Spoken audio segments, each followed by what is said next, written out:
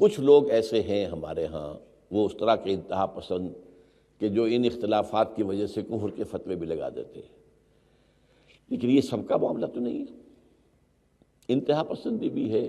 جیسے میں نے ابھی کہا، ہمارے ہاں ایک کلرجی ایک پیشہ بن گیا ہے جو کہ اسلام میں تو ہے ہی نہیں۔ اس وجہ سے کچھ خرابیاں پیدا ہوئی ہیں، ان خرابیوں کا علاج کرنے کی سوچیے، اور اس میں جو بھی آپ رول پلے کر سکے اس کو پازیٹیو رول کو اختیار کیجیے۔ باقی تو یہ ہے کہ اس میں کوئی شک نہیں ہے کہ امریکہ کے بالکل جو آنکھوں میں آنکھیں ڈال کر بات کرنے والا تو اس دنیا میں مسلمان جنہیں بھی سمجھا جاتا ہے وہ ایک ہی ملک ہے، وہ ایران ہے۔ اگرچہ آپ کہہ نہیں سکتے، یہ بھی اب اندازہ ہو رہا ہے کہ شاید اندر خانے ان کی آپس میں کوئی انڈرسٹینڈنگ ہو چکی ہے۔ جو ساری دھمکیاں تھیں کہ ہم حملہ کر دیں گے، ہم یہ کر دیں گے، وہ کر دیں گے، وہ سب ختم ہوئی چیزیں، اس لیے کہ وہ اب اصل میں انتظار کر رہے ہیں کہ ایران کے اندر ہی ایک کاؤنٹر ریولوشن اٹھا دیں۔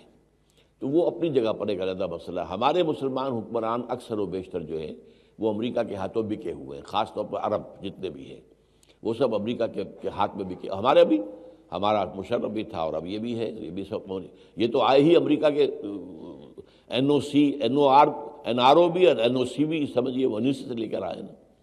تو یہ ساری خرابیاں اپنی جگہ ہیں، ان خرابیوں کو مانیے، سمجھیے، آئیڈینٹیفائی کیجیے اور کوشش کیجیے کہ ان کو انڈو کرنے میں آپ اپنا پرسنل کوئی رول پلے کریں۔ آپ کسی ایسے گروہ کو تلاش کیجیے جو ان چیزوں سے بلند ہو، جو ان چیزوں کو اہمیت نہ دیتا ہو، جو فنڈامنٹلز ہیں اسلام کے ان کے اوپر بات کرتا ہو، جو یہ ہے کہ جدید دور کے تقاضوں کو بھی سمجھتا ہو، ان کے ساتھ مل کر کام کریں۔ تو اللہ تعالیٰ آپ کو اس کی توفیق دے اور ہمت دے۔ جی